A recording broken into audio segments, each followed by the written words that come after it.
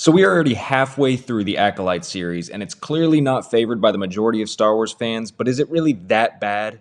Let's talk about it. So episode 4 came out last week, and it seemed to be receiving decent feedback, although most were just calling it average. This was until the confirmation that the Saurian Jedi shown on screen was indeed Ki-Adi-Mundi. That's a whole other topic that we're going to get into later, but man, that really threw things off. In my opinion, episode 4 was very similar to the first 2 episodes, just decent. It felt dragged out, and the forest scene was just boring in general. One thing that the show has done great with, in my opinion, is the choreography and the action sequences, and it's a shame that we haven't seen much of this since episode 2. Although I'm pretty positive that the next episode will be action-packed. As many people have said, the off-screen killing of Kel Naka was a miserable fail by Disney, and it just didn't make any sense. A live-action Wookie Jedi dueling with the dark side user was the easiest way for Disney to rope fans back into the show, and they completely missed the mark on that. Although we do see scenes of Kel Naka in the trailer that we have not seen yet, so he will be back to some degree, I'd assume in flashbacks probably showing what really happened on Brendok. Unfortunately, the final minute or so was really the only interesting bit of this episode. We finally see the dark side user, who is all but confirmed to be Kamir. Many people had negative things to say about his entrance, where he seems to be floating down onto the ground. I personally had no problem with this, given that we've seen it before with both Vader and the second sister doing this in Jedi Fallen Order. Another gripe seems to be that he resembles Kylo Ren a bit too much, with some even calling him Smilo Ren, which is pretty funny, but I actually really like his character design.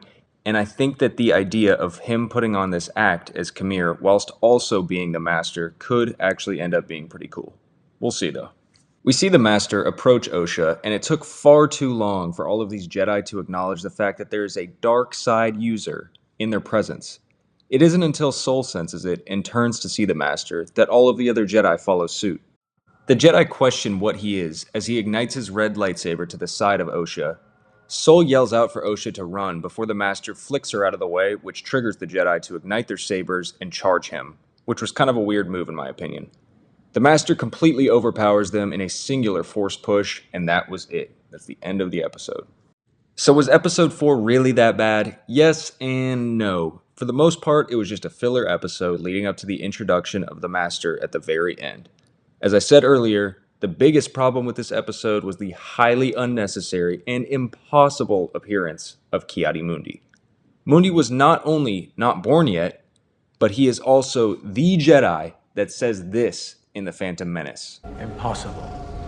The Sith have been extinct for a millennium. I really don't know why they did this, but I have a feeling it is because that line in The Phantom Menace pretty much made this show impossible to begin with. I would assume that there's going to be some sort of effort to cover this all up, which may end up tarnishing Ki-Adi-Mundi's character and reputation.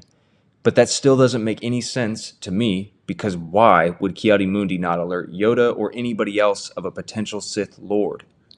I don't even know, it doesn't make any sense to me, but I'm praying that they can somehow make it make sense. I'm still looking forward to episode 5, although things are really not looking good for this show, and they're going to need a very strong back half of this series to save its identity. We'll see how it all plays out. Let's hope for the best. That'll be all for today. Luke, out.